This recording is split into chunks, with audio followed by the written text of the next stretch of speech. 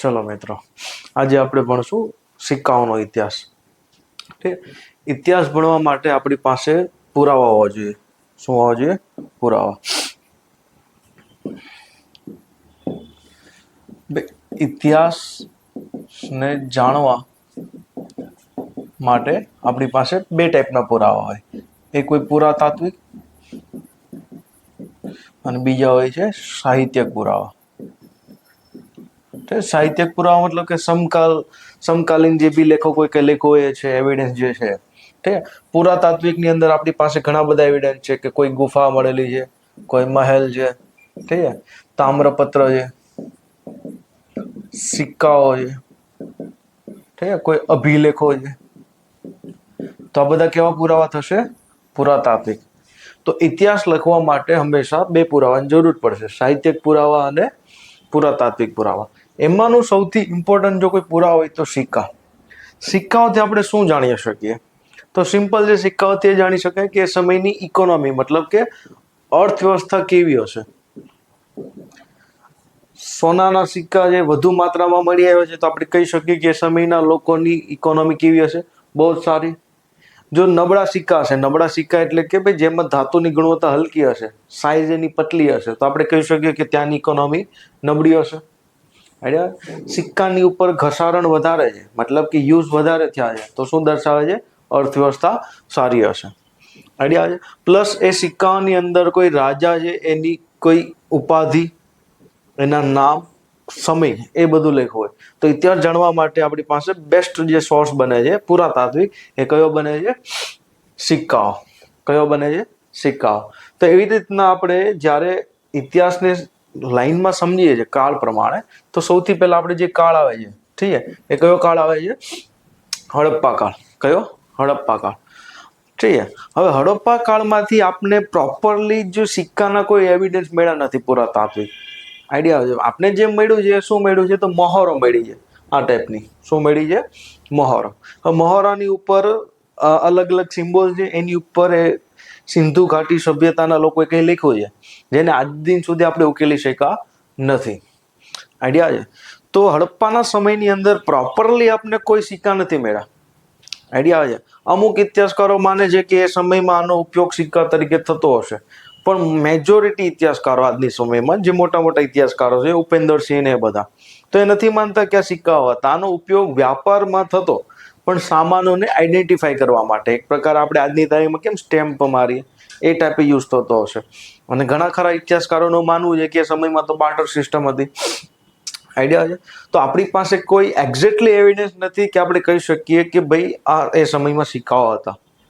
Idea છે? પણ મેજોરિટીમાં ઇતિહાસકારોનું માનવું છે કે વ્યાપારમાં આનો ઉપયોગ થતો, પણ સિક્કા તરીકે નહીં. આઈડિયા છે? તો હડપ્પામાં આપણી પાસે કોઈ સિક્કાના એવિડન્સ મળતા નથી. ઠીક છે.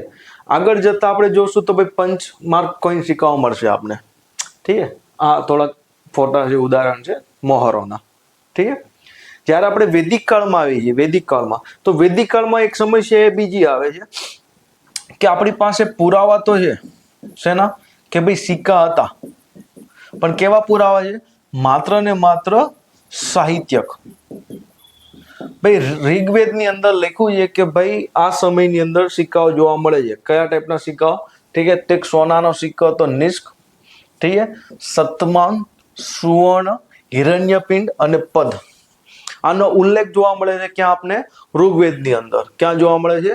ઋગ્વેદની અંદર. પણ આપણી પાસે આના કોઈ પણ ફિઝિકલ રૂપે સિક્કા મળ્યા નથી. મતલબ કે આપણી પાસે પુરાવા છે. કયા છે? સાહિત્યક પુરાવા છે, પણ આપણી પાસે પુરાતાત્વિક પુરાવા નથી.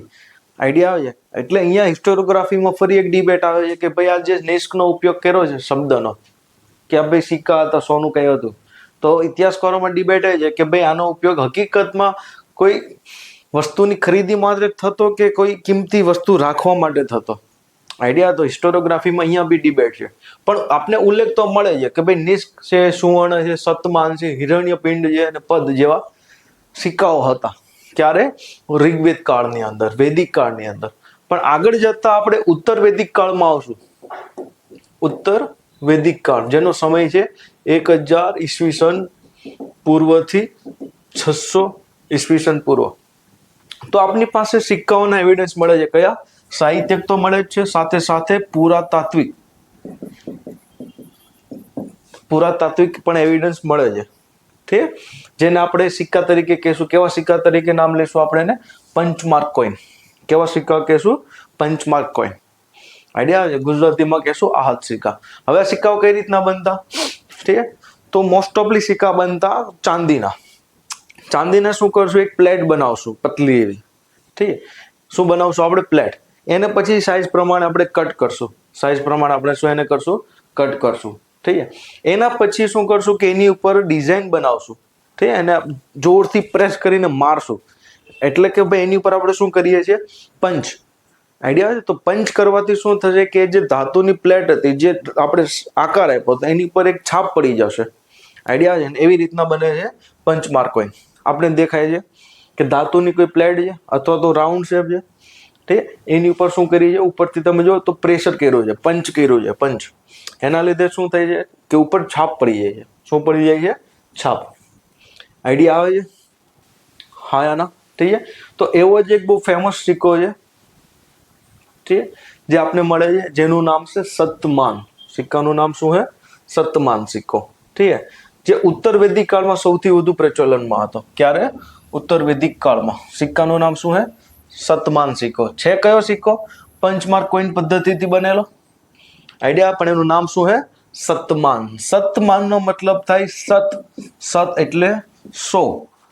માન એટલે શું થાય? વેઇટેજ. મતલબ કે એનું વેલ્યુ શું થાય? વેઇટેજ. માન એટલે કે, ઠીક છે, ભાઈ 100 માન બરાબર એક સિક્કો હતો. કયો? સતમાન. તો અહીંયા પ્રશ્ન એ થાય છે કે ભાઈ 100 માન એટલે કોનું માન લીધું હશે કે આ સિક્કાનું વજન બનાવવામાં?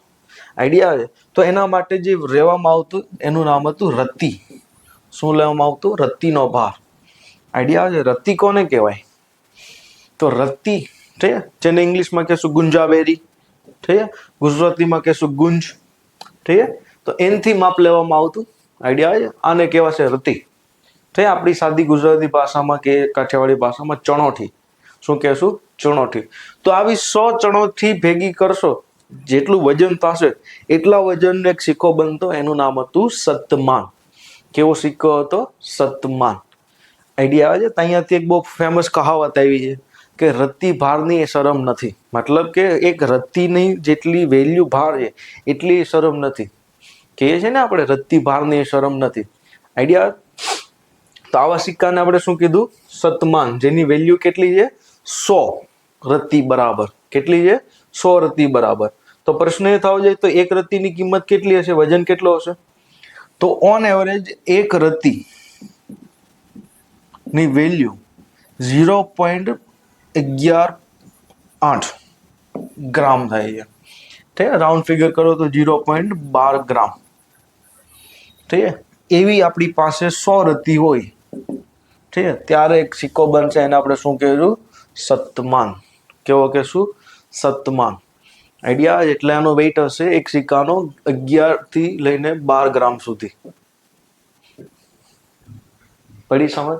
તો 11 થી 12 ગ્રામ સુધીનો સિક્કો જોવા મળશે. કયો? સતમાન. આઈડિયા આવે છે? તો આવી રીતના સતમાનના પાછા અલગ અલગ ટાઈપ હશે. ઠીક છે, જેમ કે આપણે ગાંધાર જનપદ જોઈએ છીએ, ઠીક, જે નોર્થ પાકિસ્તાનની અંદર આજની તારીખમાં આવેલું છે. તક્ષશિલા, પેશાવર આજની જે જગ્યા છે ત્યાં. તો ત્યાં આપણે આવા લાંબી લાંબી પટ્ટીવાળા સિક્કા મળે છે. કેવા? લાંબી લાંબી પટ્ટીવાળા સિક્કા મળે છે. ઠીક છે, સતમાન જ તે. આપણે ચંપા એરિયો છે, મગધ એરિયો છે, ત્યાંથી આપણે રાઉન્ડ શેપના સિક્કા મળે છે, સતમાન. ઠીક છે, પણ એની વેલ્યુ કેટલી છે? સતમાન કરતા 4 ગણી ઓછી. મતલબ કે 25%. ઠીક, મતલબ કે 25 રત્તી બરાબર હશે. કેટલી હશે? 25 રત્તી બરાબર. આઈડિયા આવે? ઠીક, આ અલગ અલગ ટાઈપના સિક્કાઓ છે. ઠીક, ચલો એના પછી જોશું તો સતમાનની સાથે સાથે બીજા સિક્કાઓ બી ચાલતા હતા. બધા છે પંચમાર્ક સિક્કાઓ. ઠીક, એમાં એક છે માસ સિક્કા છે, 160 સિક્કા. ઠીક, આનું વેઇટેજ કઈ 3 થી 4 ગ્રામની વચ્ચે છે. ઠીક, અહીંયા તમને ફોટો દેખાશે. ઠીક, જો કે કોઈ આકાર નિશ્ચિત નથી, પણ એક વજન પ્રમાણે એની પર શું કરવામાં આવશે? પ્રેસ, મતલબ કે પંચ કરવામાં આવશે. તો એક બાજુ ડિઝાઇન છપાઈ જશે, બીજી બાજુ ડિઝાઇન ઉભરી જશે. આઈડિયા આવે છે? ચલો, એના પછી સિક્કા છે કરશાપણ. કેવા સિક્કા જોવા મળે છે? કરશાપણ નામના સિક્કા જોવા મળે છે.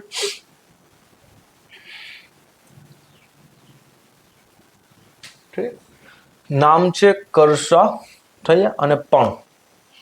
રેડી આવે છે? એક કરશાપણ સિક્કાની વેલ્યુ હતી 80 રતી બરાબર. કેટલી હતી? 80 રતી બરાબર. જો સોનાનો હોય તો. જો ચાંદીનો સિક્કો હશે તો એની વેલ્યુ હશે 32 રતી બરાબર. કેટલી? 32 રતી બરાબર. અને જો કોપરનો હશે તો 18 રતી બરાબર. આઈડિયા આવે છે? ઠીક છે. ડિઝાઇન જોઈ શકાય છે કે સિક્કાનો કોઈ આકાર ક્લિયર નથી, પરફેક્ટ નથી, પણ એની ઉપર આપને આ ટાઈપની ડિઝાઇનો જોવા મળશે અલગ અલગ. ક્યાંક ક્યાંક પ્રાણીઓ હશે, ક્યાંક ક્યાંક હાથી પ્રાણીમાં હશે, બળદ હશે. ઠીક, અહીંયા જો તમને દેખાશે તો હાથી દેખાય છે. ઠીક, ફૂલડા દેખાશે, પાન દેખાશે, ચાંદ સૂરજ ને બધું દેખાશે. તો આ ટાઈપના આપણે સિક્કા મળેલા છે. ઠીક, તો એક બીજો સિક્કો કયો થયો? કરશાપણ નામનો. કેવો સિક્કો થયો? કરશાપણ. આઈડિયા આવે છે? હવે કરશાપણને અલગ અલગ ટાઈપ છે. ઠીક, જો 1/2 કરશાપણ મતલબ કે અડધો કરશાપણ હશે તેને કહેશું અર્ધ. નામથી ખબર પડી જાય. ચોથા ભાગનો હશે તેને કહેશું પદ. ઠીક, છઠ્ઠા ભાગનો હશે તેને કહેશું માસ. 64મા ભાગમાં ઠીક એને કહેશું કાંકણી. કાંકણીનો મતલબ છે રાઉન્ડ. ઠીક, ગોળ કાંકણી. ઠીક, એટલે રાઉન્ડ શેપનો હશે, પરફેક્ટ. ઠીક, અને બીજા સિક્કા જોવા મળે છે પણ નામના. કેવા સિક્કા જોવા મળે છે? પણ. આઈડિયા આવે છે? હવે પણમાંથી એક હિસ્ટ્રી છે. ઠીક, હિસ્ટોરિયોગ્રાફીની અંદર તમે જાણો છો કે હંમેશા ભાષા અભ્રંશ થતી હોય છે. શું થતી હોય છે? ભાષા અભ્રંશ. ઠીક, તો પણ નામના જે સિક્કા હતા, ઠીક, એ છાપતા કોણ? તો ઘણા બધા આ બધા જે સિક્કા છે પંચમહાલના સિક્કા, એ રાજનેતા ના છાપતા, પણ એ સમયના ઘણા બધા જે વ્યાપારિક ગ્રુપો હતા, વ્યાપારી સમૂહ પ્લસ કારીગરોના જે સમૂહ હતા, એ લોકોએ સિક્કાઓ છાપતા. ઠીક, આના માટે જે આપણે શબ્દ વાપરીએ છીએ શ્રેણી અને સંઘ. ઠીક, શ્રેણી કોને કહેવાય? તો ભાઈ કારીગરોના સમૂહને આપણે શું કહેશું? શ્રેણી. અને વ્યાપારીઓના સમૂહને શું કહેતા? સંઘ. આજની ભાષામાં આપણે કહેશું એને એસોસિએશન. પડી સમજ? તો લેટર વેદિક પીરિયડની અંદર અથર્વશાસ્ત્રની અંદર આપને પણ નામના સિક્કાનો ઉલ્લેખ જોવા મળે છે. અને સાથે એ પણ જોવા મળે છે કે ત્યાં પાણી નામના વ્યાપારીઓ આવતા. કેવા વ્યાપારીઓ આવતા? પાણી નામના. આઈડિયા આવે છે? આગળ જતા ભાષા જ્યારે અભ્રંશ થવા મળી તો નોર્થ ઇન્ડિયાની અંદર ખાસ કરીને બિહારના એરિયામાં પણનું થઈ ગયું બણ. શું થઈ ગયું? બણ. અને પશ્ચિમ ભારતની અંદર પણનું થઈ ગયું વણ. શું થઈ ગયું? વણ. આઈડિયા છે? આમાંથી પછી આગળ જતા એક શબ્દ આવ્યો બણિયા. જે વ્યાપારી હતા એને શું કહેવા મળ્યા? માંથી બણિયા. અને ગુજરાતની અંદર પશ્ચિમ ભારતની અંદર વણિયા થઈ ગયું. શું થઈ ગયું? વણિયા. તો આજની ભાષામાં આપણે જેને બનિયા અને વાણિયા કહીએ છીએ એ શબ્દ ક્યાંથી આવ્યો છે? વણ, બણમાંથી. એકચ્યુઅલી શબ્દ ક્યાં છે? પણ. સાઉથ ઇન્ડિયાની અંદર એનું થઈ ગયું ફણ. શું થઈ ગયું? ફણ. અને સાઉથ ઇન્ડિયાની અંદર તમે જાણો છો કે નામની પાછળ હંમેશા મ લગાવશે. ઠીક, અહીંયા થઈ જશે ફણમ. શું થઈ જશે? ફણમ. આઈડિયા છે? આ સવાલ યુપીએસસીએ 2022ની પ્રિલિમમાં પૂછેલો કે ભાઈ વોટ ઇઝ ફણમ? ફણમ શું હે? તો સિમ્પલ સિક્કો છે. ક્યાં ચાલતો? સાઉથ ઇન્ડિયામાં. તો વિજયનગરની અંદર ચોલ ડાયનેસ્ટીની અંદર ફણમ નામનો સિક્કો યુઝ થતો. આઈડિયા? ઘણા બધા સિક્કા હતા પણ એમાંનો એક સિક્કો હતો ફણમ. આઈડિયા આવે છે? ચલો, હવે આગળ જતા શું થશે? એક નવી ટેકનિક આવશે સિક્કા બનાવવાની, જેને આપણે કહેશું કાસ્ટ ડાઈ કોઈન. કેવા સિક્કા કહેશું? કાસ્ટ ડાઈ કોઈન. ઠીક, એક્ઝેક્ટલી બનશે કઈ રીતના? તો સમજો અહીંયા ડાઈ બનાવવામાં આવશે. શું બનાવવામાં આવશે? ડાઈ. ડાઈ એટલે શું? તો પહેલા ધ્યાનથી સમજો કઈ રીતના બનશે. આપણે એક રાઉન્ડ શેપની અંદર ધાતુને પીગાડીને એની અલગ અલગ પ્લેટો બનાવી લેશું. મતલબ ડિઝાઇન બનાવી કેવી? ગોળ ગોળ. ઠીક છે, આપણે એક સિક્કા બનાવી લેતા સિમ્પલ, પણ એમાં કોઈ ડિઝાઇન છાપ છે નહીં. હવે શું કરશું કે આપણે બે ડાય બનાવશું. આ રીતના કોઈ ધાતુની વસ્તુ હશે, એની ઉપર આપણે શું કરશું? કોતરીને ડિઝાઇન બનાવશું કંઈ પણ. એવી રીતના બીજી ડાય બનાવશું આ રીતના. ઠીક છે, શું બનાવશું? બીજી ડાય. એમાં બી કોતરીને શું બનાવશું? ડિઝાઇન. હવે શું કરશું? જે ખાલી આપણે જે સિક્કો બનાવ્યો છે એ બેની વચ્ચે મૂકી દેશું અહીંયા. પછી બંનેને શું કરી દેશું, દબાઈ દેશું અને ઉપરથી જોરથી પ્રેસ કરશું. એનાથી શું થશે કે આ જે છાપ છે, અહીંયા જે છાપ છે, જે આ સિક્કાની ઉપર આગળ પાછળ છપાઈ જશે. તો આ ટાઈપની જે ટેકનિક છે એને આપણે શું કહેશું, કાસ્ટ ડાય કોઈન. ઠીક છે. આ જો એક્ઝામ્પલ જોવા મળે છે આપને. તો આ ધાતુની એક રાઉન્ડ શેપની પ્લેટ બનાવી છે, એની ઉપર જો તો આ ટાઈપની ડિઝાઇન તમને જોવા મળશે. ઠીક. એક બાજુ રાજાનું મોઢું હશે. આઈડિયા આવે છે? તો આ ટેકનિકને શું કહેશું, કાસ્ટ ડાય ટેકનિક.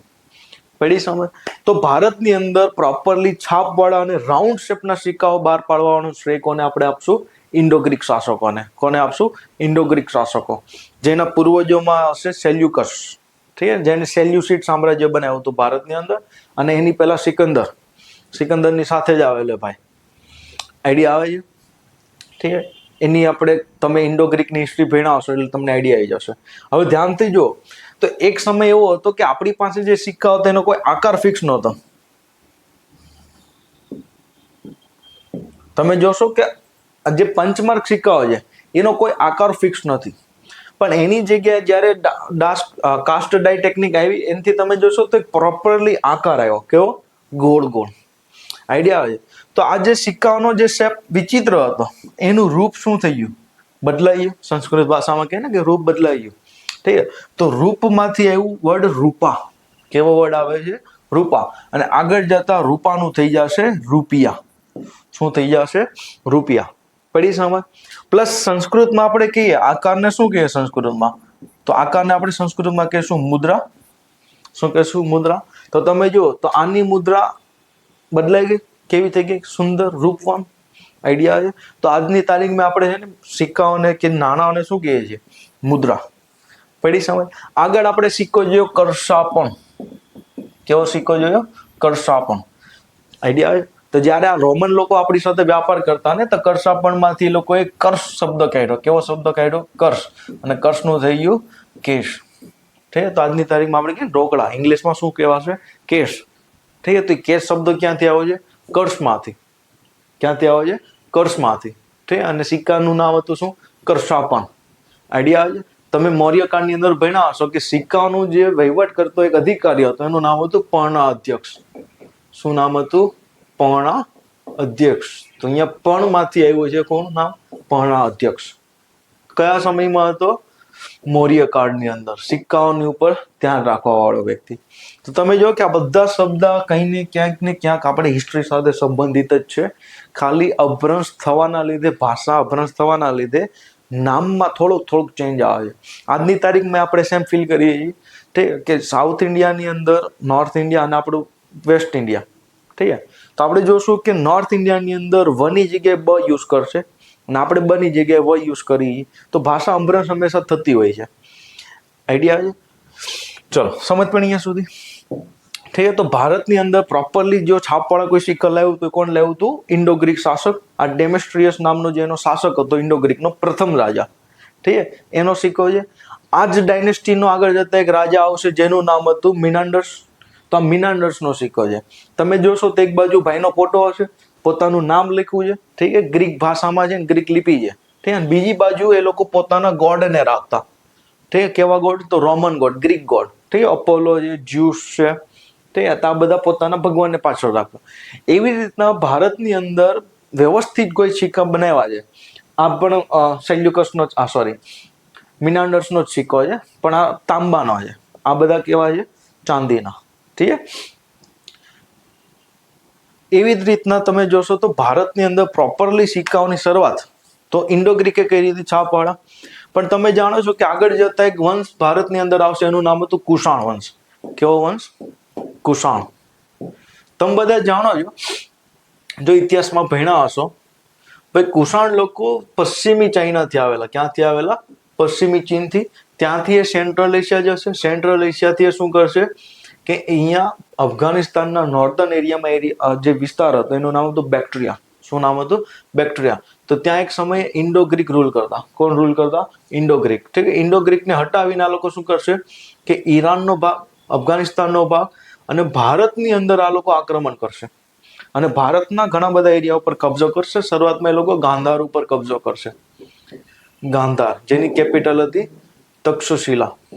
તો ભારતની અંદર પ્રોપરલી જે આક્રમણ કરવા વાળો વ્યક્તિ હતો, ઠીક છે, એનું નામ હતું કઝુલા કડફિસસ. ઠીક છે, કયા વંશનો હતો? કુષાણ વંશનો હતો.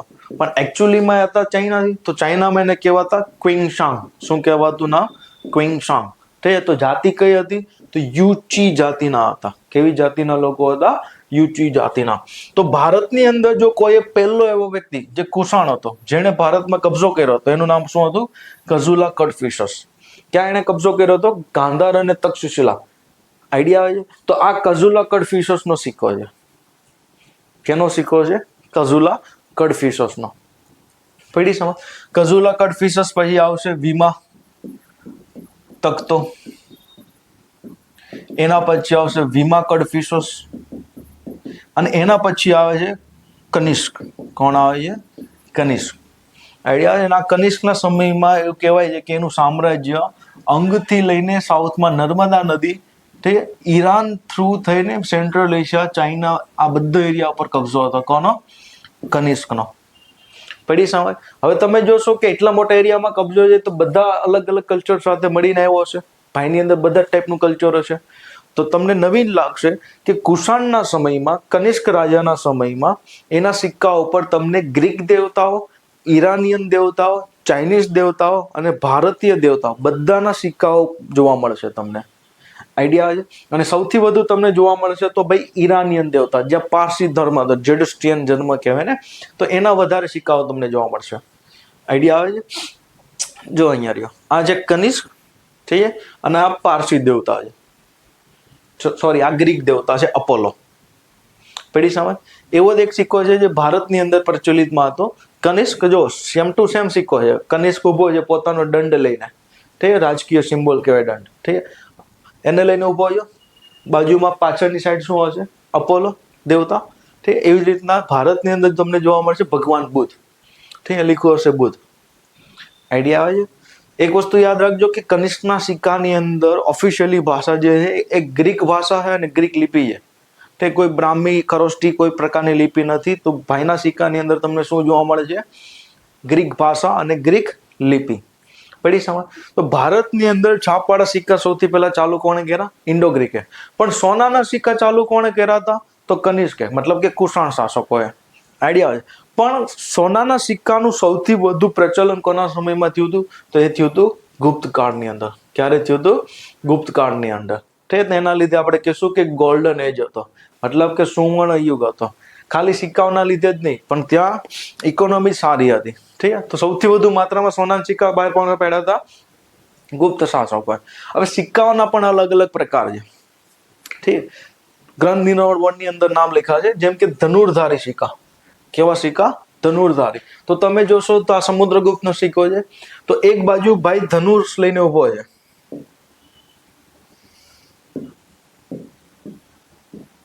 તમે જોઈ શકો છો કે અહીંયા ભાઈ ધનુષ લઈને ઉભો છે. ઠીક છે. બીજી બાજુ યાદ રાખજો, હંમેશા ગુપ્ત શાસકોના સિક્કામાં મોટે ભાગે લક્ષ્મીજી જોવા મળશે. કોણ જોવા મળશે? લક્ષ્મીજી. અમુક સિક્કામાં તમને વિજયા જોવા મળશે, મતલબ કે વિજેતાની દેવતા, દેવી. ઠીક છે. મોટા ભાગે કોણ જોવા મળશે? લક્ષ્મીજી. પ્લસ તમને અહીંયા બ્રાહ્મી લિપિ જોવા મળશે. કઈ લિપિ જોવા મળશે? બ્રાહ્મી લિપિ. પ્લસ તમને હંમેશા અહીંયા ગરુડ જોવા મળશે. શું જોવા મળશે? ગરુડ. તો ગરુડને આપણે ત્યાંનો રાજનીતિક સિમ્બોલ માની છે. ગરુડ શા માટે? તો તમે બધા જાણો છો કે ગુપ્ત શાસકો વિષ્ણુ ભક્ત હતા. તો વિષ્ણુનો જે વાહન છે કોણ છે? ગરુડ. પ્લસ એના પત્ની કોણ છે? તો લક્ષ્મીજી. તો હંમેશા તમને સિક્કાઓની પાછળની સાઈડ તમને શું જોવા મળશે? લક્ષ્મીજી. લક્ષ્મીજી બેઠા છે. સાઈઝ જો એકદમ પરફેક્ટ ગોળ, ડિઝાઇન બી સારી. તો ઉત્કૃષ્ટ સિક્કાઓ જોવા મળતા આપણે ગુપ્તકાળની અંદર. એવી રીતના આ લોકો દંડધારી સિક્કાઓ જોવા મળે છે. બીજો પ્રકાર કયો છે? દંડધારી. આ કયો હતો? ધનુર્ધારી. ગ્રંથ નિર્માણ બોર્ડમાં લખ્યું છે. તો જો રાજા પોતાનો એક રાજકીય સિમ્બોલ જે દંડ આવે છે એ લઈને ઉભો છે. આઈડિયા આવે છે? અહીંયા તમે જોશો તો તમને ગરુડ દેખાશે. પડી સમજ? ઠીક છે. બીજી તરફ જોશો તો તમને લક્ષ્મીજી જોવા મળશે. આઈડિયા આવે છે?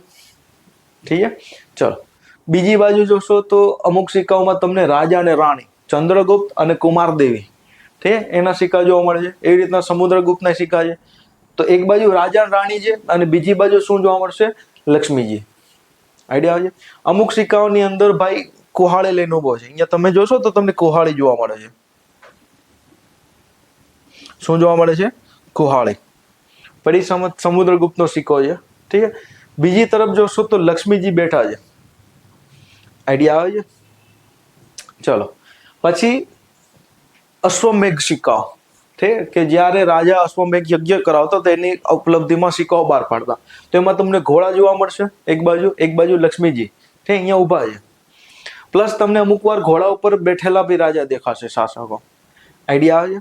ઠીક બહુ ફેમસ સિક્કો છે અહીં. આ સિક્કાની અંદર શું થાય છે કે ભાઈ સમુદ્રગુપ્ત વીણા વગાડે છે. શું વગાડે છે? વીણા. તમે જોઈ શકો છો અહીંયા વીણા છે આ રીતના, અને ભાઈ આરામથી બેઠો છે. તો બીજી તરફ તમે જો લક્ષ્મીજી બેઠા છે. આઈડિયા આવે. તો આપણે આવા ટાઈપના ઘણા બધા સિક્કાઓ જોવા મળે છે. ઠીક છે. અહીંયા એક સિક્કો છે જેમાં ચંદ્રગુપ્ત દ્વિતીય છે જે શિકાર કરે છે વાઘનો અથવા તો સિંહનો. ઘણી જગ્યાએ વાઘ લખ્યો છે, ઘણી જગ્યાએ સિંહ લખ્યું છે. તે અહીંયાનું શું કરે છે? શિકાર. બીજી તરફ કોણ ઊભું છે? લક્ષ્મીજી. આઈડિયા આવે છે. તો ઘણા ટાઈપના ગુપ્ત લોકોએ સિક્કા બહાર પાડ્યા. પેઢી સમજ. પણ ભારતના ઇતિહાસમાં એવું શું થાય છે કે ભાઈ ગુપ્તકાળ પછીના સિક્કાઓ તમે જોશો ને તો જે કલાત્મક રીત દેખાતી, જે ક્વોલિટી દેખાતી ધાતુઓની, જે કળા દેખાતી, એ ધીરે ધીરે ગાયબ થઈ જશે. તો તમે જોશો તો આગળ જતા તમે જોશો ને પોસ્ટ ગુપ્તા પીરિયડમાં તો સિક્કાઓનું જે કદ કાઠી છે બગડી જશે, ક્વોલિટી બગડી જશે. ઠીક છે. એની પાછળના શું કારણ હતા? ઠીક છે. તો સમજીએ આપણે.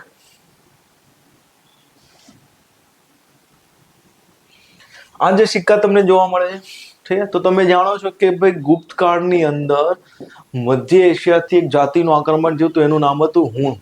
કેવી જાતિ હતી? હુણ. ઠીક છે. હુણની અંદર પણ એક વંશ હતો જેનું નામ હતું અખલાઈ હુણ. ઠીક છે. અખલાન.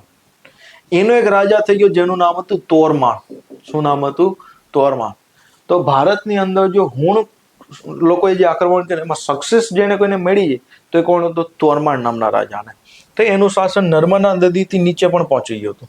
તો આ ભાઈનો બહુ ફેમસ અભિલેખ છે એરણ અભિલેખ. કેવો અભિલેખ?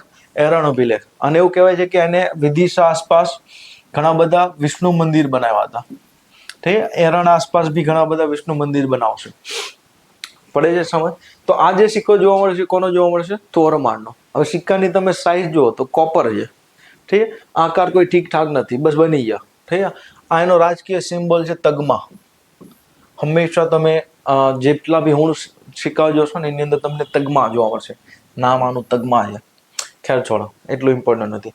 આ સિક્કો તમે જો દાનમાં તમે નોટિસ કરો તો એક બાજુ રાજાનું થોડુંક મોઢું દેખાય છે, એ વિચિત્ર. ઠીક. આંખો જો લાંબી લાંબી થઈ ગઈ છે. અને બીજી બાજુ તમને જોવા મળશે અહીંયા એક મોર બેઠો છે. ઠીક. જે પોતાની કળા કરીને ખોલીને ઊભો છે. આઈડિયા આવે? તો આ કોનો સિક્કો છે? તો આ ભાઈ હર્ષવર્ધનનો સિક્કો છે. કોનો સિક્કો છે? હર્ષવર્ધનનો. તો તમે જોવો છો કે ગુપ્ત કાળ પછી તમે જોશો તો સિક્કાઓની જે ક્વોલિટી છે ધીરે ધીરે કેવી થઈ જાય? વીક થતી જાય છે. આઈડિયા આવે? તો શું કારણ હતું? તો સિમ્પલ છે કે ગુપ્ત પીરિયડ પછી ભારતની અંદર કોઈ એટલું મોટું સામ્રાજ્ય નહોતું બની શક્યું. નાના નાના સામ્રાજ્યમાં વિભાજિત હતા. છેલ્લું સામ્રાજ્ય બનાવવાનો શ્રેય આપણે દઈએ છીએ હર્ષવર્ધનને. પણ તમે જાણો છો કે હર્ષવર્ધન એકમાત્ર શાસક હતો, આગળ એનો કોઈ ઉત્તરાધિકારી પ્રોપરલી છે નહીં. તો સિક્કાની ક્વોલિટી ધીમે ધીમે કેવી થશે? ખરાબ થતી જશે. આ ટાઈપના સિક્કા જોવા મળશે. આ બી એક હર્ષવર્ધનનો સિક્કો છે. આઈડિયા? એના સિક્કાની અંદર તમને લક્ષ્મીજી જોવા મળશે. પડી સમજ? હવે તમે જોશો તો ઉત્તર પૂર્વ મધ્યકાલીન ભારત, ઠીક છે, પૂર્વ મધ્યકાલીન ભારત જે આપણે કહીએ છીએ, ઠીક, જેની અંદર રાજપૂત શાસકો થઈ ગયા, ઠીક છે, રાષ્ટ્રકૂટ, ગુજ્જર પ્રતિહાર શાસકો, પાલ શાસકો, નામ સાંભળ્યા છે બધાનું. તો એના સિક્કા તમે જોશો ને તો સોનાના સિક્કા તમને રેર જોવા મળશે. કેવા જોવા મળશે? રેર. સૌથી વધારે તમને સિક્કા જોવા મળશે કોપરના અને ચાંદીના. આઈડિયા આવે છે? જેમ કે કલચુરી શાસકનો સિક્કો છે, ઠીક, ચંદેલ શાસકો, ઠીક, ચૌહાણ શાસકો, ઠીક, પૃથ્વીરાજ ચૌહાણ. એક બાજુ ભગવાન શ્રી રામ, કોણ દેખાય છે? ભગવાન શ્રી રામ. બીજી બાજુ એ લોકો પોતાના નામ લખાવતા. ઠીક, સેમ ટુ સેમ તમને બધી જોવા મળશે.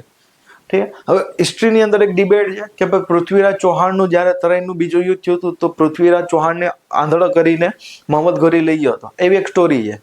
પણ હકીકતમાં એવું છે, ઘણા ઇતિહાસકારો, મોસ્ટ ઓફ ઇતિહાસકારો માને છે કે પૃથ્વીરાજને છોડી દેવામાં આવશે અને પૃથ્વીરાજ રણથંભર એરિયા આસપાસ ફરીથી શાસન કરે છે અને પોતે જે સિક્કા બહાર પાડે છે. કોણ? પૃથ્વીરાજ ચૌહાણ. તો સિક્કાની અંદર શું જોવા મળે છે? તે એક બાજુ તમને લક્ષ્મીજી જોવા મળે છે, બીજી બાજુ મોહમ્મદ બિન શામ લખેલું જોવા મળે છે. તો ઇતિહાસકાર એવું માને છે, ઠીક છે, કે આ ઘોરીએ શું કર્યું હતું કે ભાઈ પોતાના સિક્કાઓની પાછળ માતા લક્ષ્મીજીની રેખા હતા. પ્લસ એવું કહેવાય છે કે ભાઈ આ સિક્કાઓ ચલાવતું કોણ? તો ભાઈ પૃથ્વીરાજ ચૌહાણ ચલાવતું. આઈડિયા? તો આવા એવિડન્સ મળેલા છે. ઠીક છે. R.S. શર્માએ પણ લખ્યું છે આ સ્ટોરી. ઠીક છે, કે બેન જીવતા છોડી દે છે, સિક્કાઓ ચલાવે છે. R.S. શર્માએ પોતાની બુકમાં લખ્યું છે. પેઢી સમજ. હવે તમે જોશો દિલ્હી સલ્તનતની અંદર સિક્કાઓ જોશો તો મોસ્ટ ઓફલી સિક્કાઓ તમને કોપરના જોવા મળશે. સોનાના સિક્કા ધીરે ધીરે માર્કેટમાંથી ગાયબ થઈ જાય છે. સ્વાભાવિક વસ્તુ છે કે સોનાના સિક્કાની સાથે સમસ્યા આવશે. શું સમસ્યા આવશે? ઠીક છે, તો ભાઈ સોનાનો જે સિક્કો છે એને પીગળાવશો તો કોઈ ખુદ એની વેલ્યુ તો છે. ઠીક છે, તો સોનાની વેલ્યુ હશે તો લોકો શું કરશે કે સોનાનો જેમ જેમ ભાવ વધતો જશે તો એ સિક્કાને શું કરશે? સંગ્રહ કરવાનું ચાલુ કરશે. પ્લસ માની લો કે ઘરે પ્રસંગ આવ્યો, ઘરેણા બનાવવાના ત્યાં, તો સિક્કાઓને તમે શું કરશો? પીગળાવીને ઘરેણા બનાવી લેશો.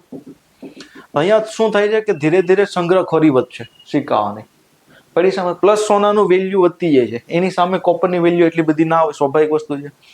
આઈડિયા? ધીમે ધીમે શાસકો શું કરશે કે સોનાની જગ્યાએ કોપરના સિક્કા બનાવવાનું ચાલુ કરશે અને ચાંદીને ચાલુ કરે છે. જેમ કે તમે જાણો છો કે દિલ્હી સલ્તનતની અંદર ઇલ્તુત્મિશ નામનો જે શાસક થઈ ગયો, ઠીક છે, એણે ટંકા નામના સિક્કા બનાવ્યા હતા. કેના? ચાંદીના. ઠીક. અને જીતલ નામના સિક્કા બનાવ્યા હતા કોપરના, મતલબ કે તાંબાના. ઠીક. અને એ સમયમાં સોનાના સિક્કા હતા, એને સરાફી કહે છે. અશરફી શું કહેવાશે? અશરફી. ઠીક છે, સોનાના સિક્કા. પણ સોનાના સિક્કા આપણે બહુ ઓછા જોવા મળશે. મોસ્ટ ઓફલી જે સિક્કા ચાલતા કોના ચાલતા? તાંબાના.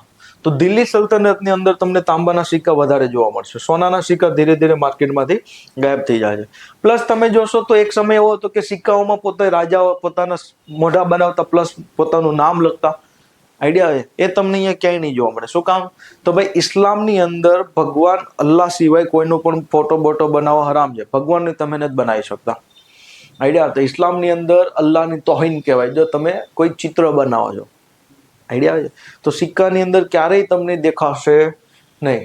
આઈડિયા? તો તમે જોશો કે પૂર્વ મધ્યકાલીન ભારત, ઠીક છે, અને એના પછી મધ્યકાલીન ભારતની અંદર દિલ્હી સલ્તનત, તો આપણે સિક્કા ઉપરથી શાસકોના જે છાપવાળા ફોટા હતા એ ધીરે ધીરે ગાયબ થઈ જશે. આઈડિયા આવે છે? પડી સમજ? સેમ ટુ સેમ મુઘલમાં તમને જોવા મળશે. આઈડિયા? હવે દિલ્હી સલ્તનતમાં એક પોઈન્ટ એ છે કે આ સમયમાં એક રાજા થઈ ગયો જેનું નામ હતું મોહમ્મદ બિન તુઘલક. તો આને એક સિક્કા ચાલુ કર્યા હતા, કોપરના સિક્કા હતા, પણ એને ચાલુ કર્યા હતા ટોકન મની, સાંકેતિક મુદ્રા. ટોકન મની કોને કહેવાય? ધ્યાનથી સમજો. આજનું એક્ઝામ્પલ આપણે લઈએ તો તમે જે 500 રૂપિયાની નોટ છે એને માર્કેટમાં લઈને જશો તો તમને કેટલા મૂલ્ય મળ્યું? 500 સુધીનું. પણ તમે જાણો છો કે વાસ્તવિકતામાં આ જે કાગળનો ટુકડો છે એને સરકાર જ્યારે બનાવશે, છાપશે, તો એને જે કોસ્ટિંગ આવવાની છે 15 થી 20 રૂપિયાની જ આવવાની છે. આઈડિયા આવે? તો હકીકતમાં એનું મૂલ્ય કેટલું છે? 15 થી 20 રૂપિયા. પણ એને જ્યારે માર્કેટમાં તમે લઈ જાશો 500 રૂપિયાની નોટને તો એની તમને વેલ્યુ કેટલી મળવાની છે? 500. આઈડિયા? તો જે 500 રૂપિયાની જે નોટ છે આને આપણે કેવી કહેશું? સાંકેતિક, મતલબ કે ટોકન કરન્સી. આઈડિયા છે? તો મોહમ્મદ બિન તુગલક શું કરે છે કે એ સમયમાં ચાંદી અને કોપરની વેલ્યુ વધી ગઈ હતી અને માર્કેટમાં ઓછું થઈ ગયું હતું. આઈડિયા છે? તો થશે કેવું કે ભાઈ તાંબાના સિક્કાઓ બહાર પાડે છે. કેવા? ટોકન. મતલબ કે એકચ્યુઅલીમાં તાંબાનું વેલ્યુ હતી 5 રૂપિયા બરાબર, પણ સિક્કા માટે લેખાતા 10 રૂપિયા. આઈડિયા આવે છે? સમજ પડી? તાને કેવા કોઈન કહેશું? ટોકન કોઈન, ટોકન સિક્કા. ઠીક છે, કે હકીકતમાં એની વેલ્યુ કેટલી છે કોપરની, ધાતુની? 5 રૂપિયા, પણ માથે કેટલા લેખા છે? 10. તો લોકોએ શું કર્યું? તો ભાઈ ઘરે બનાવવાના સિક્કા ચાલુ કરી દીધા, કારણ કે કોસ્ટિંગ કેટલું આવે છે? 5 રૂપિયા, પણ માર્કેટમાં જશો તો કેટલું મળશે? ₹10. તો ભાઈએ ટોકન કરન્સી લાવવાની શરૂઆત કરી હતી ભારતની અંદર, ઠીક. અને દુનિયામાં જો સૌથી પહેલાની શરૂઆત કરી હોય તો ચાઇનાના શાસકે ચાલુ કરી હતી. કુબલાઈ ખાન નામનો શાસક હતો. અને ભારતમાં કોને ચાલુ કરી હતી? મોહમ્મદ બિન તુગલકે. પણ થયું એવું કે ભાઈ લોકો ઘરે છાપવા મળ્યા, આઈડિયા. તો મોહમ્મદ બિન તુગલકને અહીંયા સિક્કાબંધી કરવી પડી હતી. શું બંધ કરવી પડી હતી?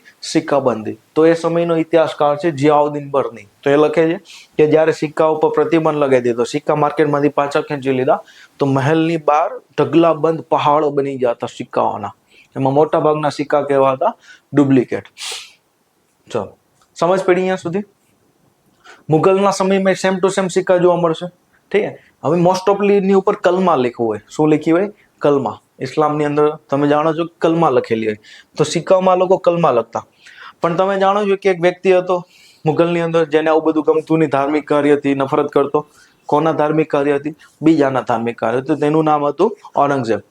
આઈડિયા છે? તો ઔરંગઝેબ શું કરશે કે ભાઈ કલમા લખાવા ઉપર લગાવી દેશે પ્રતિબંધ. શું લગાવી દેશે? પ્રતિબંધ. આઈડિયા આવે છે? એના પછી તમે જાણો છો કે જે લોકો આવ્યા એનું નામ હતું અંગ્રેજ, ઠીક. લુખેશ લોકો હતા. કેવા લોકો હતા? લુખેશ લોકોને આપણે કરતા ગયા કેશલેસ, મતલબ આપણે લૂંટતા ગયા. તો આગળ જતા અંગ્રેજો પોતાના સિક્કા બહાર પાડશે. આઈડિયા આવે છે? અને ત્યારથી લઈને આજ સુધી તમે જાણો છો, ઠીક છે. ચલો, અહીંયા સુધી સમજ પડી, ઠીક છે. આજકાલ આપણે જે સિક્કાઓ વાપરીએ છીએ બધા ટોકન સિક્કાઓ છે, ઠીક છે. હવે ધ્યાનથી સમજો. આ સવાલ એકવાર યુપીએસસીએ પૂછેલો છે. કોણે પૂછેલો છે? યુપીએસસીએ. ઠીક. કે ભાઈ ગુપ્તકાલીન સિક્કા શાસ્ત્રીય કલાને આપણે જોશું, ઠીક. તો એના પછીના જે સિક્કાઓ જોવા મળે છે એમાં આપણે શું જોવા મળે છે? કમી. શેની કમી? ઉત્કૃષ્ટતાની કમી, મતલબ કે કલાની કમી જોવા મળે છે. સવાલને તમે આરામથી પોઝ કરીને વિડીયોને જો સમજો. તો સવાલ એ કહેવા માંગે છે કે ગુપ્તકાળમાં જે સિક્કા હતા કલાની દ્રષ્ટિએ એકદમ ઉચ્ચ સ્તરના હતા, પણ ધીરે ધીરે એની જે ક્વોલિટી હતી, ઠીક, એ કેવી થતી જાય છે? પડતી જાય છે. તો એની પાછળ શું કારણો હતા? આઈડિયા છે? તો તમે બધા આજના લેક્ચરમાંથી સમજી ગયા છો ઘણા બધા કારણો, ઠીક. જેમ કે એક કારણ હું આપું કે ગુપ્તકાળની અંદર એની અર્થવ્યવસ્થા બહુ સારી હતી, ઠીક. વ્યાપાર ને એવું બધું સારું હતું. તો મેજોરિટીમાં સિક્કાઓ કેવા ચાલતા હતા? સોનાના, ઠીક. તો આ સવાલ લખવા માટે તમારે સૌથી પહેલા તો શું આપવું પડશે? ઇન્ટ્રો, પ્રસ્તાવના. તો પ્રસ્તાવનાની અંદર તમે શું લખશો? ભાઈ ગુપ્તકાળની અંદર આ ટાઈપના આપણે સિક્કા જોવા મળતા, ઠીક. મેં તમને ઘણા બધા ટાઈપ કરાવ્યા, જેમ કે દંડધારી, ધનુર્ધારી, ઠીક. તો આ બધું તમે લખશો. બીજી બાજુ તમે લખશો કે એક બાજુ લક્ષ્મીજી અને એક બાજુ શાસકનો ફોટો હશે. આઈડિયા? ઇન્ટ્રોની અંદર તમે ટૂંકમાં પતાવશો. પછીનો મેઇન પાર્ટ શું હોય? તો ભાઈ આપણે બતાવશું કે શા માટે કમી આવતી ગઈ. આઈડિયા આવે છે? ઇન્ટ્રોમાં શું લખશો કે ગુપ્તકાળની અંદર આવા આવા સિક્કા હતા, આ ટાઈપના સિક્કા હતા, સોનાના હતા મેજોરિટીમાં, ઠીક. તાંબાના ચાંદીના સિક્કા હતા એ સમયમાં, પણ સૌથી વધુ સોનાના ચાલતા, ઠીક. તો ઇન્ટ્રોમાં આ રીતના લખશો સિક્કાઓ કેવા હતા ને બધું, ઠીક. પછી મેઇન પાર્ટ તમારો આવશે જેમાં તમે લખશો ભાઈ શું કામ એવું થયું. તો લખશો ભાઈ ગુપ્તકાળ પછી જે પોસ્ટ ગુપ્તા પીરિયડ આવે છે, ઠીક, ગુપ્ત પછીનો અનુગુપ્ત કાળ, એની અંદર કોઈ સારું મોટું સામ્રાજ્ય નહોતું સિવાય કે હર્ષવર્ધનનું. કોઈ મોટું સામ્રાજ્ય નથી જોવા મળતું સિવાય કે હર્ષવર્ધનનું. પણ હર્ષવર્ધનની સામે સમસ્યા છે કે હર્ષવર્ધનના કોઈ ઉત્તરાધિકારી જોવા મળતું નથી. પડી સમજ? અને હર્ષવર્ધનના પછી તમે જોશો તો ભારતની અંદર બહુ બધા રાજ્યોમાં વિભાજિત થઈ ગયું હતું. એક બાજુ ભારતની અંદર તમે જોશો તો ટ્રિપલ સંઘર્ષ ચાલતા હતા, ઠીક. એક બાજુ કન્નજ ઉપર કબજો કરવા માટે પાલ શાસકો, ઠીક, રાષ્ટ્રકૂટ અને ગુજ્જર પ્રત્યાર ત્રણેય વચ્ચે શું ચાલે છે? સંઘર્ષ. આઈડિયા? તો ઇકોનોમીને એટલું બૂસ્ટ નહીં આપી શકે. આની સાથે સાથે રાષ્ટ્રકૂટોની બબલ અહીંયા પલ્લવો સાથે ચાલતી હતી. કોની સાથે ચાલતી હતી? પલ્લવો સાથે. અને પલ્લવોને ખતમ કરીને અહીંયા પછી ચોલ આવે છે. તો બધા અહીંયા શું કરે છે? અંદરો અંદર બાંધે છે. આનો જ ફાયદો ઉઠાવીને તમે જાણો છો કે ભાઈ 1712 ની અંદર અરબ આક્રમણ થશે, 999 પછી થી લઈને 1025 સુધી મોહમ્મદ ઘોરીનું આક્રમણ, ગઝનવીનું આક્રમણ થશે. આઈડિયા આવે? 1176 પછીથી તમે જાણો છો કે ઘોરીનું આક્રમણ થશે. તો આ બધા અંદર અંદર બાંધતા હતા, એમાં વાંદરા ભાવી ગયા, બિલાડીઓ બાંધે એમાં. પડી સમજ? ઠીક છે. તો બીજું કારણ શું આવશું કે ભાઈ ગુપ્તકાળ પછીના આપણે સંઘર્ષ જોવા મળે છે, આંતરિક સંઘર્ષ. કેવો? આંતરિક સંઘર્ષ. તેને માટે આપણે લખશું રાજનીતિક અસ્થિરતા. કેવું? અસ્થિરતા. સ્વાભાવિક વસ્તુ છે કે હું રાજા છું, મેં મારા નામના સિક્કા બહાર પડ્યા, કાલે ઉઠીને કોઈ બીજો કબજો કરી લેશે તો શું કરશે? સિક્કાને બધાને પીગળાઈ નાખશે અને પોતાના સિક્કા બહાર પાડશે. કાલે ઉઠીને એને કોક હટાઈ દેશે તો કોઈક બીજું સિક્કા છાપી દેશે. તો આ રીતના રાજનીતિક અસ્થિરતાના લીધે શું થાય કે પ્રોપરલી સિક્કાઓ છપાશે નહીં. પડી સમજ? પછી તમે જાણો છો કે ભાઈ મધ્યકાલીન ભારતની અંદર ઠીક જે સિક્કાઓ છે એની ઉપર તમે જાણો છો કે ભાઈ કોઈ રાજા શાસકના ફોટા આવશે નહીં. તો અહીંયા શું થઈ જાય? ધાર્મિક માન્યતા, જેના લીધે તમને અહીંયા સિક્કા ઉપર કોઈ શાસકનો ઉલ્લેખ જોવા મળશે નહીં. ધર્મ સાથે સંબંધિત છે. સેમ ટુ સેમ તમને ક્યાં જોવા મળશે એવું? મુઘલની અંદર. પડે છે સમજ? ઠીક. તો સવાલ લખવાનો કેટલામાં છે? માત્ર ને માત્ર 150 વર્ષની અંદર, 150 શબ્દમાં. તો 50 શબ્દ તમારે અહીંયા આવી ગયા અને 100 શબ્દની અંદર તમે આ બધું લખશો. આઈડિયા આવે? હવે આમાં કોઈ કન્ક્લુઝન ના આવે, કારણ કે આમાં તમને એ પૂછ્યું નથી. તમને ખાલી આ સ્ટેટમેન્ટ આવ્યું છે, ઠીક છે. આ સ્ટેટમેન્ટ અહીંયા લખ્યું છે કે કિસ પ્રકાર સહી સિદ્ધ કરેગે. મતલબ કે અહીંયા તમારે ને સવાલમાં ચોકે ચોખ્ખું કહી દીધું કે આને સાબિત કરો.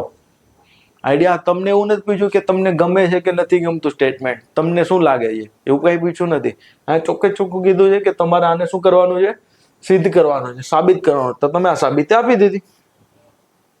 આઈડિયા આવે? અહીંયા કન્ક્લુઝન ના આવે. તો બધી વસ્તુમાં કન્ક્લુઝન ના આવે. ચાલો, સમજ પડી? તો આશા રાખું છું કે આજના લેક્ચરથી તમને ઘણો બધો આઈડિયા આવ્યો હશે, ઘણું બધું નોલેજમાં વધારો થયો હશે. તો પ્રિલિમમાં સવાલો આવશે સિક્કાઓ ઉપરથી અને મીન્સમાં સવાલ આવી ચૂક્યા છે, જીપીએસસીમાં સવાલો પૂછશે. આઈડિયા આવે?